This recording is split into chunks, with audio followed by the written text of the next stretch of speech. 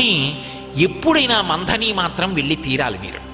మంథని వెళ్ళకపోతే మాత్రం ఏదో దోషం చేసినట్టే. అసలు చూసి తీరాలి. అక్కడ లక్ష్మీదేవి వెలిసింది. ఎంత చమత్కారంగా ఉంటుందో తెలుసా దేవాలయం. మీరు దేవాలయం ప్రాంగణంలో వెనక తలుపు తీసుకుని ఒడ్డున నిలబడితే ఆ వెనక ఉన్నటువంటి సరోవరం కనుచూపు మేర ఉంటుంది చెరువు. ఎంతంత తామరలు వికసిస్తాయంటే ఇంతంత తామర పూలు వికసిస్తాయి. అవే తీసుకొచ్చి అక్కడ లక్ష్మీదేవికి పూజ చేస్తారు. ఇంకా చమత్కారం ఏమిటంటే అక్కడ ఒక దక్షిణామూర్తి దేవాలయం ఉంది. దక్షిణానికి తిరిగి ఉంటుంది శివలింగం.